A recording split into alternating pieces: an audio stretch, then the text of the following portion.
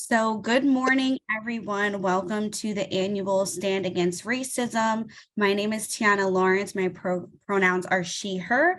Currently the program manager at the Mel King Institute. So I lead our statewide racial equity work as well as our resident leadership academy. The annual Stand Against Racism is a national annual campaign put on by the YWCA USA to raise awareness of the negative impacts of institutional and structural racism in our communities and institutionally. So it's to collectively build community among those who work towards racial justice and equity. This year, the YWCA's theme is Until Justice is Just. They're exploring connections between racial justice and housing disparities and the disability and mental health challenges that intersect with those disparities and what they can do about it. So at the heart of today's event, we'll be discussing experiences centered on living our values, so the power of collective action. This event will explore opportunities and challenges of racial equity and collective action, as well as hear testimonials from folks in the community development field. Just to review the agenda for today, we're going to do our welcome, review our community norms, the 4 levels of racism. We'll be having community building breakout rooms to get to know folks in the room. We'll be having our lovely speaker conversation with a Q&A. We'll be returning to community building breakout rooms to discuss some of the themes you're hearing, a report back, and then we'll do a thank you and a closing. And before we get into some level setting and the community norms, I'm going to ask that folks do some introductions in the chat. So I'm going to send the prompt in here, but it would be excellent if folks could share their name, pronouns, where you're coming in from, and your organization as well. So while I do the community norms, it'd be great if folks could share that info in the chat. So some community norms that I like to use to set the tone for conversations, particularly centered around racial equity, is the growth zone, right? So willingness and a curiosity to learn and grow. Oftentimes it's nice to stay in our comfort zone. I don't want anyone to be in a panic. So please just think about getting outside of your comfort zone, having a curiosity to learn and grow in this conversation. Second, expect and accept a lack of closure. So you may leave with more questions than answers today, and that is perfectly fine. Just understanding that this work is a journey. There's always more to learn and grow in, and just keep an eye out for any seeds of thoughts, questions, and ideas that come up for you in this conversation. Also step up and step back. So being a part of the conversation, but giving space for others as well, right? So if you're typically someone who speaks a lot, stepping back and allowing others to speak. And we do encourage folks who are more on the quiet side to join into today's conversation as well. And lastly, listening deeply. So listening for an understanding, not to prepare your rebuttal. So not interrupting people as they speak, and try to acknowledge what you've heard before going on to make another point. Are folks okay with these community norms for today? You could just thumbs up if they work for you. Yep. Okay, excellent. So I am going to review the 4 levels of racism as well, just to set the tone for today's conversation. The first is internalized racism, which lies within individuals.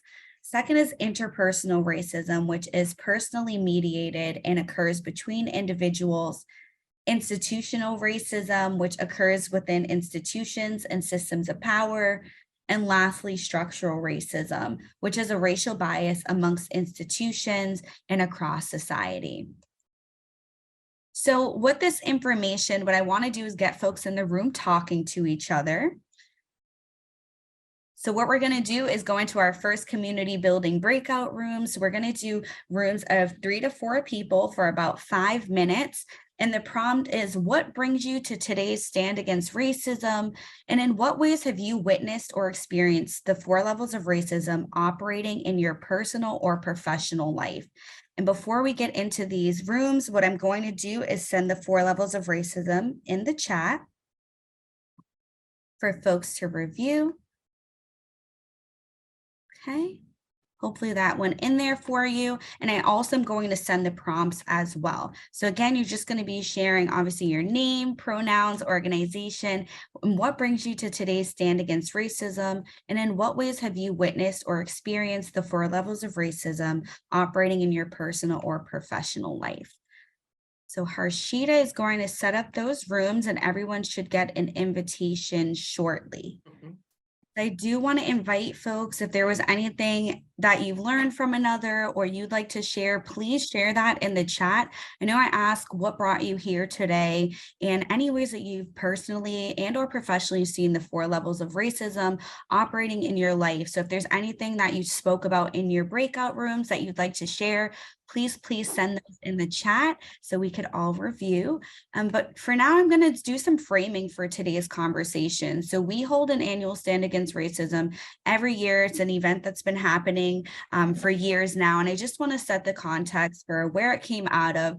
So it's part of our Alliance for Racial Equity at the Mel King Institute. And the Alliance is a coalition of community development organizations and practitioners dedicated to increasing racial equity with the leadership of professionals in the field. So the Alliance believes in addressing racism as its principal issue within the community economic development history. So what the Alliance does is focus on increasing racial equity access. We aim to foster positive work environments in which all employees are understood, recognized, valued, and reach their full potential. A part of the Alliance work and the larger work at MACDC, MACDC had launched a statewide racial equity pledge over the last 3 years, which originated with our organizer peer group. It was officially launched in 2021 at our annual meeting. And over the last 2 years, it's been a journey of recruitment and adoption with our Community Development Corporation members, not only adopting the values of the pledge, which highlight racism's root causes, having representation of staff, representation of board, and representation in our work, but also to implement strategic action goals that could be accomplished as an organization and as a collective movement. We now have over 30 organizations, including MACDC and Gail's Codman Square as well, adopting the Racial Equity Pledge. And all of this work led me to develop this year's theme, which is living our values, the power of collective action, and some big picture questions in which we'll frame today's conversation with our speakers. So how do you approach a diverse group of stakeholders and stress the importance of engaging in racial equity work at the collective statewide level? And secondly, what is required of community development corporations to elevate, execute, and implement racial equity work in their communities? And with these framing questions, I do want to introduce our lovely speakers for today. So we have Gail Latimore, the Executive Director of Codman Square NDC, Claire Morton, Community Assistance Manager at Mass Housing Partnership, Maritza Crossen, Director of Strategic Initiatives at CHAPA. And then we have Whitney Demetrius, Director of Fair Housing Engagement at CHAPA as well. And I just want to note that all of our speaker bios will be provided after the event, but I want to pass it off to our speakers for today just to set the tone for the conversation of what does it mean to live the values when it comes to racial equity, and what does it look like for collective action in our respective organizations, in our communities, and as individuals. So I will pass it off to Gail and Maritza to begin. Well, thank you, Tiana, for the invitation to present. And good morning, everybody. As Tiana said, I'm Gail Latimore, Executive Director of Codman Square Neighbor Development Corp. I have written down some notes, so I'm going to look at my notes and try to also just kind of have some conversation with people. And I just want to note that even as Codman Square Neighbor Development Corporation is doing, work in this area, we're all still learning. I don't think anybody is an expert on this issue. So I just want to start with that to say that, hopefully we can all learn from each other as we go through this morning. But, to try to get to the questions that are in the presentation that Tiana just put up, as well as kind of how we go about this work. to the question of how do you approach a diverse group of stakeholders and stress the importance of engaging in racial equity work at the collective statewide level.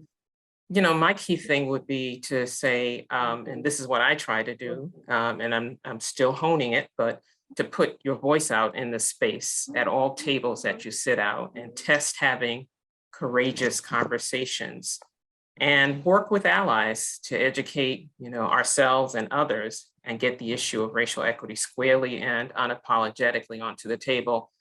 And an example of that from the field, which gets at kind of the systemic level of racism that I was really proud to be a part of and engaged in is, I think it was 2019, it was right before the pandemic, the MACDC board meets, and I'm a board member of MACDC, meets with the governor every year as part of Lobby Day. Or usually every year, or at least, the new incoming governor. So we met with Governor Baker in 2019, and that was probably the second or third annual meeting that we'd had with him at that time. And so we had one of the only and most authentic and up close and personal conversations I've ever had with an elected official. And this is getting to the issue of, how do you engage in this racial equity conversation in a diverse, setting, and how you put your voice out in the space and how you work to the theme of in collaboration and collectively with others and allies to do this. So it was the board of MACDC that met with the governor, and Dave Christopoulos was the chair of the MACDC board at the time. And he launched and opened the space for this courageous conversation with the governor after Joe Kreisberg, who was the former executive director of MACDC, set the stage for the discussion by gifting the governor with a copy of, I think it's Richard Rothstein's Color of Law book, the Color of Law book. Great book if folks haven't read it yet. It really kind of sets down the facts, not the perception, but the facts of racism and how they played out in policy and law, et cetera. And so that was really great, the way that Dave, launched that courageous conversation with the governor by just putting it squarely on the table and talking about the issues. And then others provided more context, including their lived experience with the issue. I shared my experience with the governor about an unfair home appraisal practice that I had been subjected to. And I think at the systems level, the MACDC board can't take credit for everything, but I really do feel like that conversation with the governor really helped set the stage or create the path for changes in state level policy as relates to, for example, the renewed focus on Black and BIPOC home ownership and funding for home ownership in Boston, which hadn't happened up until recently for quite a while. And as well as changes in the state policy around deed restrictions for publicly subsidized first-time home ownership. There are changes that are being made. So providing information, education, and just launching racial equity discussions, no matter how imperfect or difficult, is important. And I'll stop there. I have some thoughts about, the second question about what's required of Community Development Corporation to elevate, execute, and implement racial equity work in their communities, but I'll stop there too, because I don't know if I've already ran out of my time, but I want the other speakers to be able to speak too, but I do have some additional thoughts. Thank you, Gail, for sharing that. Can everyone hear me okay? Yeah, good, great. Thank you, and thank you for the invitation. And my name is Maritza Crossen. I'm with Citizens Housing and Planning Association, and just to speak to how we are looking at this issue, both internally, we are a statewide advocacy organization, and we're small. Our staff ranges from 12 to 14 people at any given time. And so the way that we've started looking at it is we were built out of the civil rights movement. And so equity is really embedded in all of the work that we have always been doing.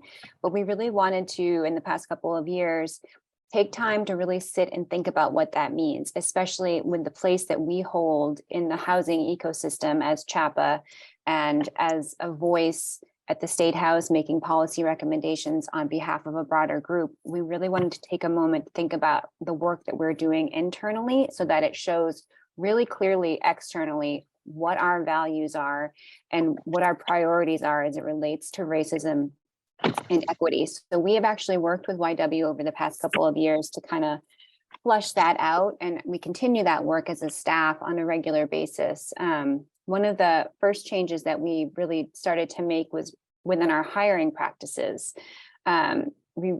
Not too long ago, you would see on one of our job postings that we would require a formal college education, sometimes a graduate degree, and really started to think about the barriers that many people may face to attaining that and how unnecessary it really is, especially for the work that we do that really values the lived experience and things that you learn on the job. I can speak to myself. I have a graduate degree and I have never learned more than what I've learned in my job working at CHAPA for the last 12 years. I mean, some of it is helpful, but really it's that on the job experience and working with my colleagues and learning from the people that we meet on the ground that brings value to our work. So really removing that higher education requirement from the get-go, and then thinking about the skills that we're asking people to come to us with. It's not this arbitrary bullet list of things that you need to come to be able to be successful in a role with our organization. We want to make sure that we're valuing what you experience in your life and what you can bring to the table and what we can learn from you, and focus on training and professional development from the beginning. If someone isn't checking off all of, again, maybe those arbitrary boxes that we think we need, what do we need to do to support that person to get them there? And then again, what are they bringing to us that we're not even thinking about? We also try to make sure that we have a really diverse pool of applicants. So we advertise our job listings broadly, but if we don't have that diverse pool by the time the deadline arrives, we extend the deadline because it means that we haven't done our job to reach the folks that we know would be really great to work with and we would really value to work with. And so we make those adjustments and recognize that it's because we're not doing something that we're not attracting the people that we want to be as part of this ecosystem. We also started showing a salary range so people have an idea, more transparency, both internally and externally, so you know what you're applying for. You don't get a month or two down the road in the interview process and realize, oops, that's not going to work for me financially. And just also making the process more equitable. And lastly, we've expanded our interview panel pool. So typically it would be maybe the CEO and the direct manager. We've now started to include a lot more of our team members so that the person applying knows who they're going to be working with, and everyone can get a little feel of the community and the environment that they'll be working with and the folks that they'll be working with on a day-to-day basis, which we think is really important. So that's more of our internal work. But thinking about what we do in the field statewide externally, we have a lot of committees, we hold a lot of forums, and wanted to really focus on what we were doing there as well, making sure that we're upholding our values and making it very clear. So committing to having our committee members be folks that we are working with on the ground. So we have policy recommendations that we are making. We want to take a step back and think about who is going to be impacted by these recommendations, and are their voices being heard right now? Are they at the table? And if they're not, once again, we're not doing our job correctly. We need to make sure that it's not just professionals in the field that have done research that are giving these recommendations without the experience of living the life of someone who is in public housing, who has been homeless, who is living in a deed restricted property in a community that doesn't feel familiar to them. So really making sure that those voices are heard. And the same for our panels. If we have a lot of forums, we used to have a lot more before the pandemic, but we're starting to get back up there. And we want to make sure that those folks on the panels represent what we're talking about. And so it's not a group of 4 older white men. That's not what we want to represent as our values. Of course, I'm sure many of those people do have experience and something to share, but it's not going to always be that diverse voice that we want to make sure we have. So if at the end of the day, that ends up being the speakers that we have, we start over and we start to do outreach, because again, we're not doing the correct outreach if that is what's coming back to us. So really making sure that it's clear our priorities from internally and externally because of the position that we hold in this ecosystem of housing in Massachusetts. Hi, Maritza. I love that you said leaning into your values, by doing that, you can present your organization in a light of like, we're walking the walk and we're talking the talk, right? So, Hi everyone, my name is Claire Morton. I am the Community Assistance Manager at MHP, Massachusetts Housing Partnership. And along the lines of what Maritza and Gail said, right? Like really leaning into our own organization and how we're pouring into our staff and what are the benefits that we're offering to elevate our staff, because we need to lean into how many who folks are, right? Like there's so many different levels of people. You know, I'm Claire the mom and Claire the community assistance manager and Claire this. So really pouring into that person and their experience. At MHP, a large part of our work has been in zoning reform. And so we've connected a lot with, so for example, one of the most recent things that we partnered with different organizations and really worked hard to implement was the MBTA law that just passed in August of 2022.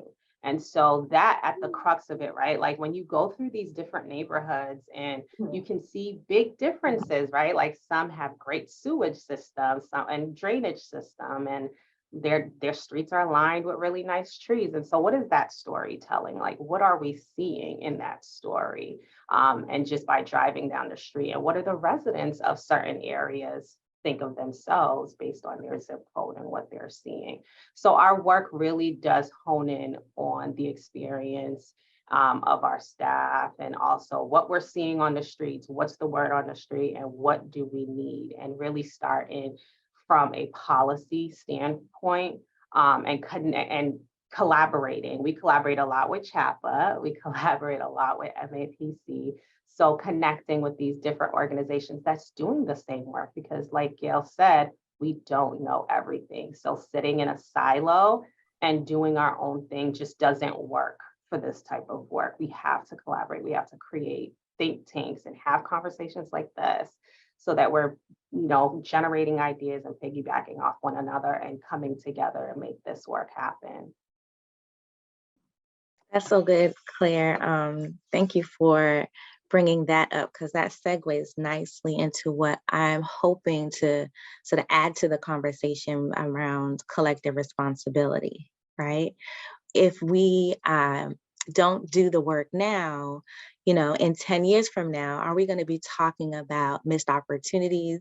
Are we going to be talking about some of the same trends, some of the same data, some of the same experiences? Or are we willing to do the work now together to make sure that those things are put into place and that we begin to really do the work that's necessary also to create a framework so that we can take a temperature on where we're at, right? And so that we can begin to see what shifting is happening in these spaces and really be able to affect change. And so in my role at CHAPA, I'm privileged to be able to work on fair housing stuff all throughout the year. I know April is National Fair Housing Month, and many of us are talking about the work now. But I think in answering this question, right, it's really about an onward work, right? It's an ongoing thing. It's not something that, you do once and you don't come back to it. And I think this idea of collective responsibility is important to build in those temperature checks along the way. One of the things that I was excited to hear from you all, Gail, about getting that book, right, The Color of Law, into the hands of the governor, right? And I've heard him remark after having read the book, and to say, that it did impact the way that he looked at housing policy, the way that he looked at historical inequities. And it I think made him change and shift. I think we saw some of that, right? And with the power in that. CHAPA, we partnered, we built off that sort of momentum in February of 2020.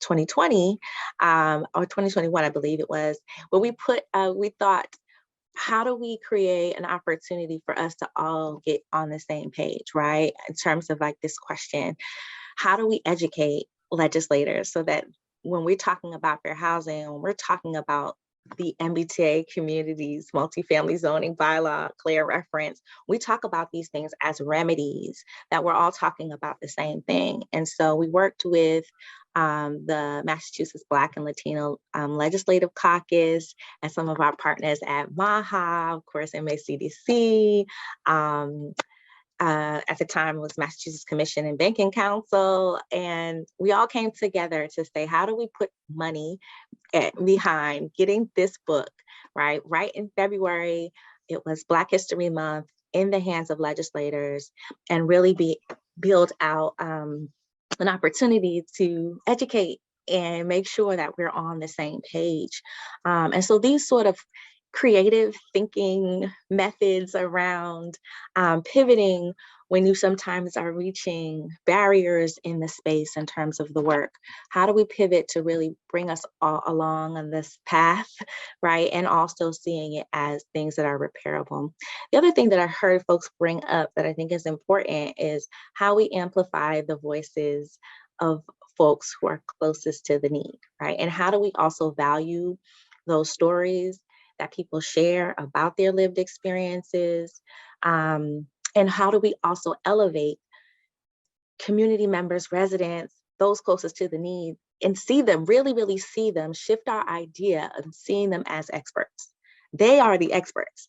The folks who are living in the type of housing that we want to build or to create are the experts. In fact, the ones that are seeking that sort of housing have a unique voice that we really need to listen attentively to. We have to rethink ways to create various levels of community engagement and how we think about community engagement and where we hold those meetings and how long they are and if they have food and if there's childcare and if there's interpretation, and how do we begin to build trust in communities to elevate the work.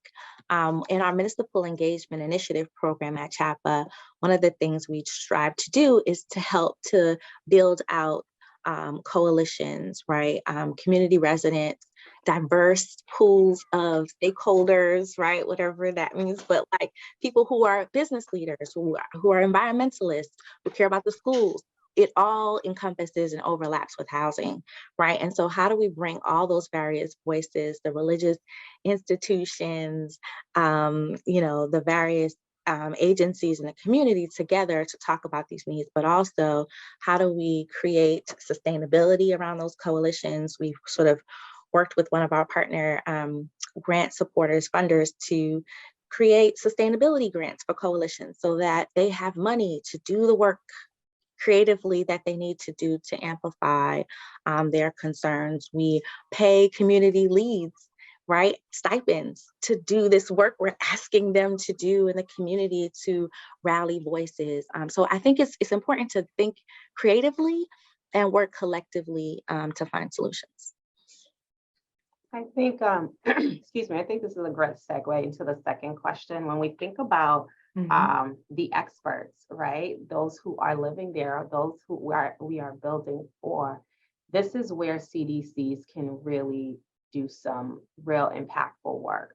I think about supportive services, right? Like there's some misconceptions that supportive services are just for senior populations. And it's like, no, we need to think about what we are offering. How are we getting someone from an unhoused scenario to now being in this home, and how can they sustain their home? How can they go transition from that one situation to now being here? And it comes from CDC's really partnering with area organizations to provide good supportive housing, supportive services for their residents that are living there. I don't know if you guys have any thoughts on that. Yeah, no, I agree. I totally agree. I mean, it is important to have the voices of the folks that are most impacted, kind of, developing the solutions. I think that what happens, I find, and we do that, we try to do that we could do better. We try to do it all the time. There are different angles and approaches that we take. I think what I find it often is when I try to do it at the non-local level, meaning even at the state or other policy levels that are kind of the higher levels, quote unquote, I often say it and want to, try to get all of us on board with like, let's kind of get a focus group or talk with some of our folks or bring them up and start brainstorming with them and take them with us to these various higher level meetings with the governor and other folks. And I usually get it looked at like what's with, huh? No. So that's something that I want us to work on. I want us to work on not just saying that it's about, we hear them. Yes, we should hear them and interpret, yes, their needs as leaders. Absolutely, that's part of it. But also bring them directly into the fold because there's a lot of knowledge.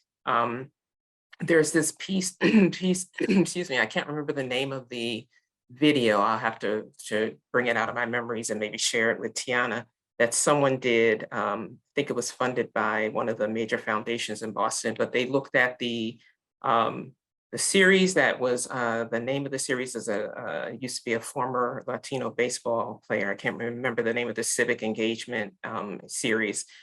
But some of the folks in the community who went through that they showcased and spotlighted were the very type of people that should be at these bigger tables.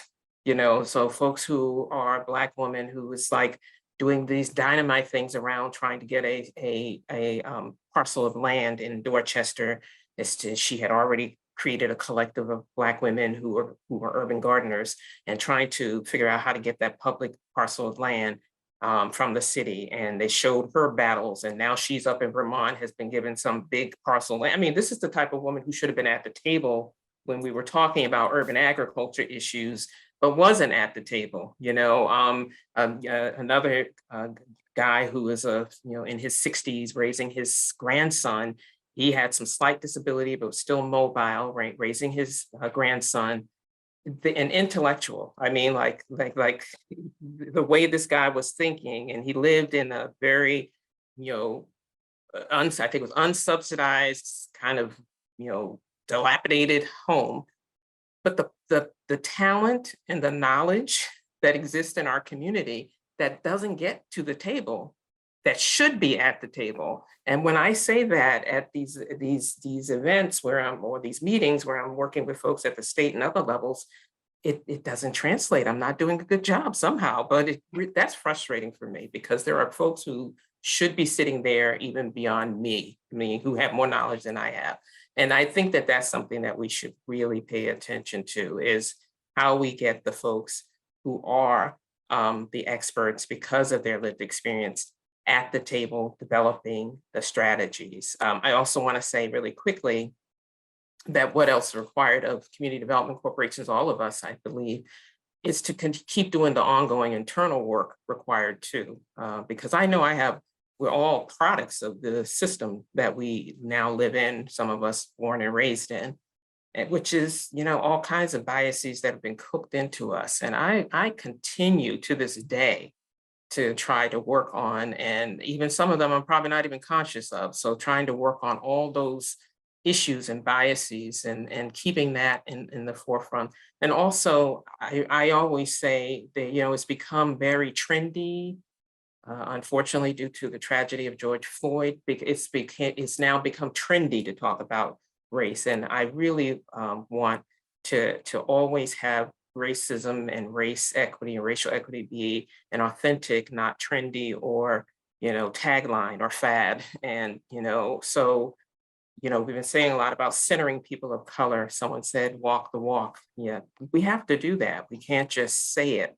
We have to bring meaning to it and think about concrete solutions and strategies and steps to suggest, to dismantle things, as opposed to just the language and the trend, and to work closely with our allies.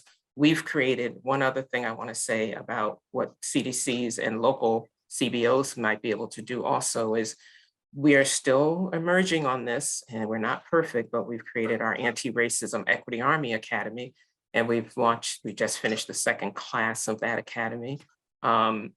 But that's just a way for us to educate ourselves as well as our community members about what it is racism, how do you become an anti. I think the more information and education that we all get, the better. So those are just some additional things I wanted to put on the table in terms of what we could do.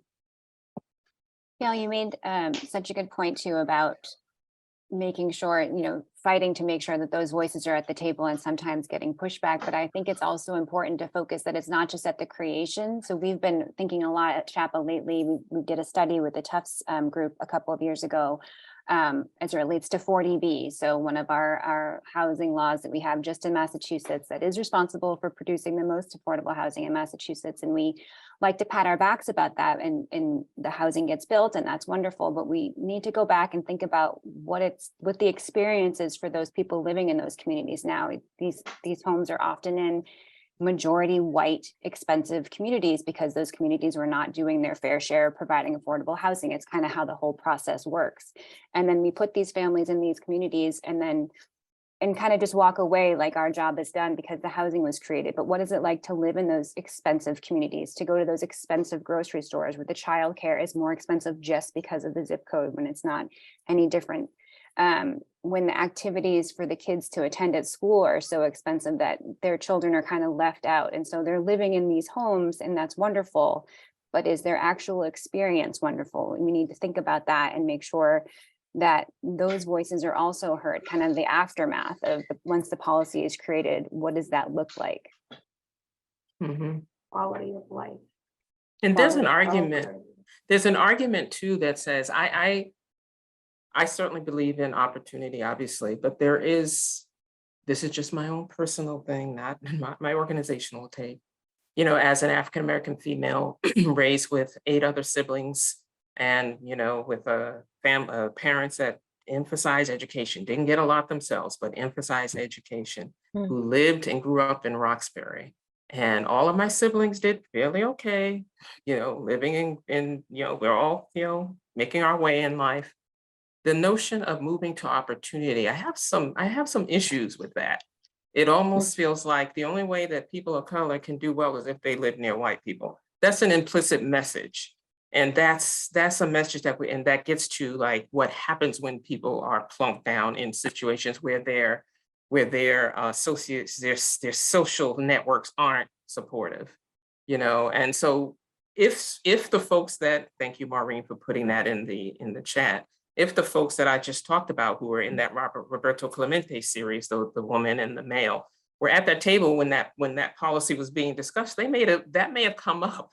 All those issues may have been raised. So thinking, well-meaning, not saying it's not, but what is the message also that you're sending to people of color that we can't do well unless we live around white people? And I reject that premise altogether. Yes, living well in opportunity centers, but making opportunity centers where they already exist, as opposed to moving them to other locations for opportunities. Yeah, I'm glad I appreciate you raising that. I wanted to sort of in my comment too, as you sort of expanded the question to say, what can CDCs do, but what can we all do? What could developers do? What could bankers do? Grassroots organizations do? Broadening that question really. And I think in some ways it has to be centered on fair housing as fair living. Lee Porter, she's the executive director of the Northern New Jersey Fair Housing Center. She recently was quoted in saying, fair housing is fair living, right? And what does it mean for us to create solutions, right, to this multi-pronged issue? This issue came from all angles. How we got here was multi-pronged, and as we mentioned, the color of law and how it lays out in that book, the solutions have to be multi-pronged. And so what I think is important is that we embed within this idea of creating solutions, this a few things that we mentioned already, right? This idea of collective responsibility. And also, how do we make sure that we check whether these things are working, right?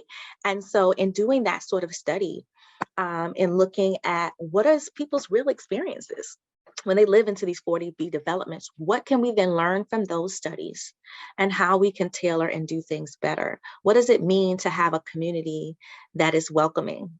What does that actually mean when we're talking about fair housing and open and welcoming communities free from discrimination, right?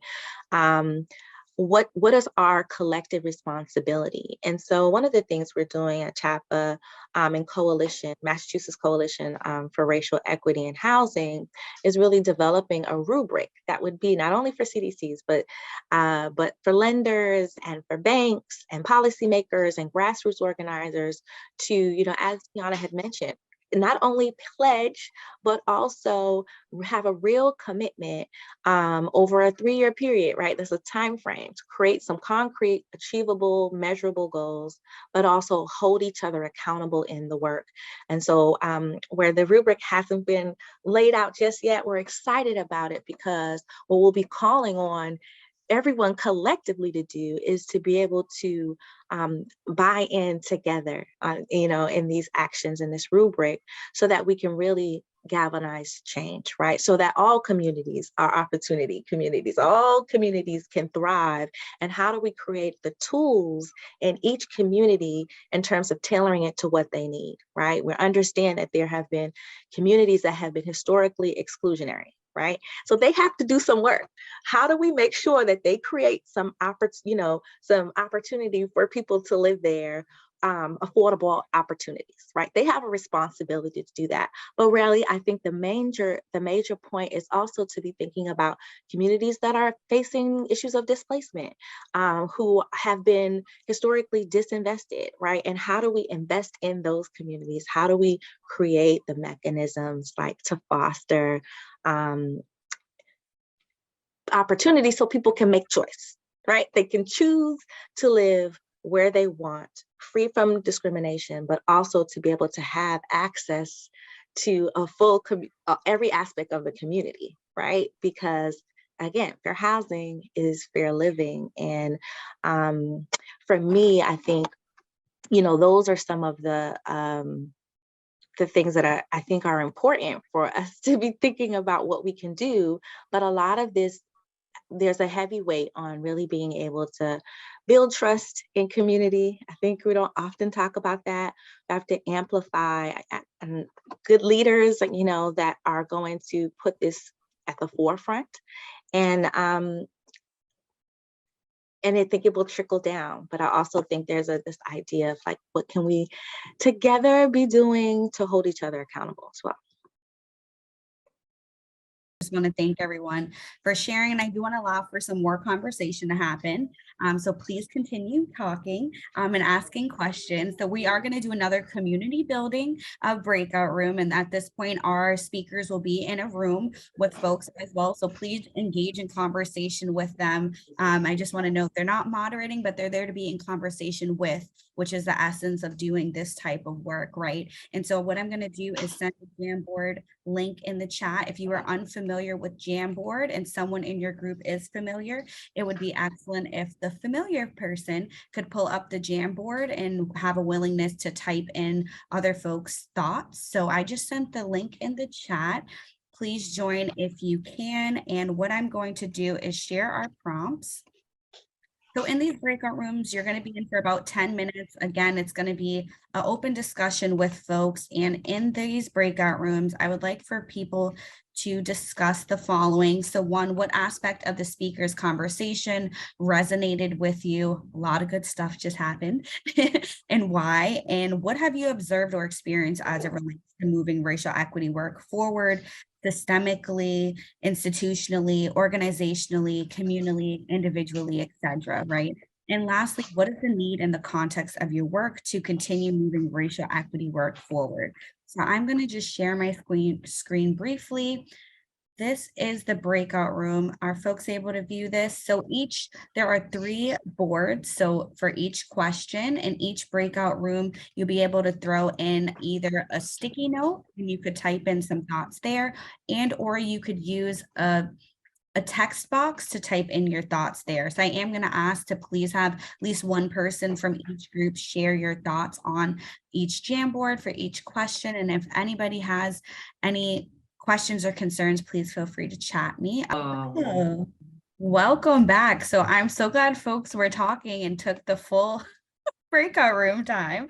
So I just want to welcome everyone back. We are at 10:50. I know this event runs to 11. I just want to note the time here, but I do want to read some really awesome comments and thoughts on our Jamboard. And I do want to note, if folks have additional thoughts or comments, questions, please throw them in the chat. I would like to capture everyone's thoughts and make sure everyone's heard here today.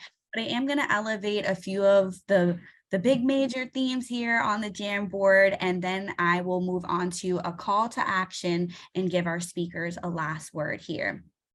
So I hope everyone had a great time, not only engaging with some colleagues and folks, but really digging in at what resonated with you, what you've seen and experienced, and what you need to continue moving racial equity work forward. So in terms of what resonated with you, the view of bringing it to the people living in the community, we have leaning into the experts, so those living there, right? Elevating that lived experience and compensating people for it. Collaboration. So what does it look like again to do collective action, right? How to get people with lived experience at the table, right? How do you avoid tokenism in this? And how do you build leadership to actively participate in this and really paying attention to being intentional, right? Thinking through this, understanding that it's a process. So as far as what you've observed and experienced as it relates to moving this work forward, folks talked about having outreach is key. So being deliberate and intentional in your outreach. The fact that buy-in can be difficult, and I know our speakers elevated that today as well. Educating around different experiences, so building empathy, understanding, and knowledge in these situations. And then figuring out how to embed this work across the organization amid many operations, programs, and processes, right? So this buy-in not only happens at the communal level with individuals, but it happens systemically and institutionally. And that is the challenge. That is the fight of doing this work, right? So I just want to elevate that. I also resonate with many of these comments here on this board. Then lastly, what is needed in the context of your work to continue moving racial equity work forward? So I see yes, yes, and yes under this comment. So bringing the voices of impacted individuals into the conversation and policy making. That is so crucial, not only inviting people to the table, but what do you do once you have that information, right? What's next? How is it implemented? How are you integrating it into the process to make policy, to have focus groups, right? So I just want to elevate that point there.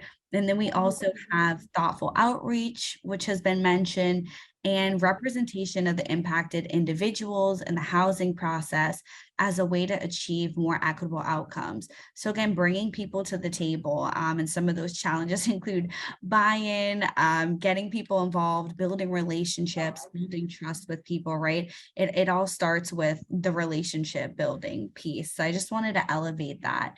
If anybody has any comments, thoughts about what was put on this board, again, please, please, please share in the chat. I welcome you to do so. And I want to thank everybody for their willingness to share, and not only in breakout rooms, but just in general about your experiences here today. And I do just want to share my screen and ask for a call for action. Folks are able to view it. So these are my recommendations. Again, like I know our speakers, I'm going to give you a chance to have a last word, but some of my recommendations are starting and maintaining conversations around racial equity and justice. When we stay silent, nothing moves forward.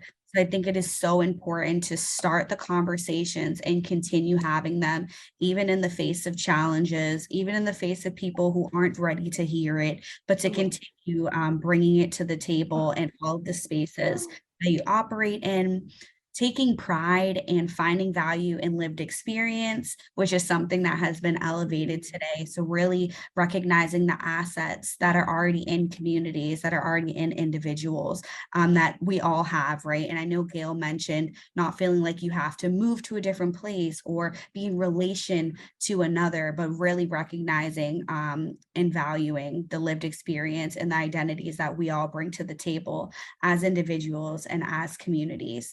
Self-educate knowledge, right? I know folks mentioned bringing the color of law to the governor, right? And so thinking about how you self-educate yourself on the history, on the matters of the community, how you engage with people is super important. And lastly, practicing self-care, right? Taking care of yourself in this work is so crucial, and you can't continue to carry a torch or engage with communities or relationship build without taking care of yourself. And so I just want to ask folks to remember to practice joy, whatever that looks like for yourself, and to take care every day, because this is a daily process.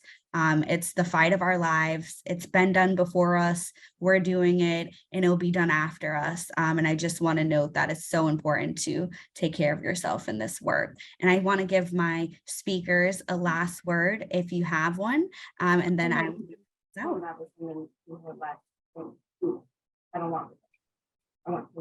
think you've said it all. So I'm good with exactly what you put on the screen, and thanks for the opportunity to be here and learn from everyone as well. Yes, thank you so much. I just wanted to add that I think your community norms that you put at the beginning of the meeting are really just a great way to kind of walk through life of being in a growth zone and comfortable with the lack of clarity and step up and step back and be in a listening deeply mode. I think that's the best way that we can learn from others and grow as individuals and also within our work. Thank you for this time, for allowing us to be here and learn from you. I was telling in our breakout room that I'm just poured into right now. I'm rejuvenated. Part of that self-care is just knowing that there's others in this journey as well, and there's others that I can lean on, and vice versa, that I can also be a resource to them as well. So just thank you for pouring into me, and just know that I would love to also be a resource for folks and practice self-care, y'all. Thank you. Yes to self-care. I'm just appreciative of being in the space with you all. Learned so much. As mentioned in our breakout room, I wanted to share the resource that I mentioned, and so I'll do that in the chat. I'd be remiss not to invite you all to our CHAPA for Housing Symposium, which is tomorrow. We'll be talking about some similar things, right? About how do we move from research to redress, to real redress. I hope you will join us at that. I'll share information about our application for our MEI program that has recently opened up, our CHAPA legislative priorities. We need your support. So that is another action that you can take as well. And of course, I referenced Katie Einstein's report that talks about some of the ideas that we can moving forward. So thanks everyone for having me and allowing me to learn from you in the space today. Thank you all so much. Thank you to everyone who joined, and please join us again next year. Again, this is ongoing work. Please feel free to reach out to me. I could send my email in the chat. Always a resource here, and standing community, right? That's the last word I want to say. We are a community of people, and just elevating that collective action piece of today and putting myself out there as a resource. So I really thank everyone for joining us today. I hope you had very great conversation engaging with folks, and cheers to us taking a stand against racism this year. So I thank everyone.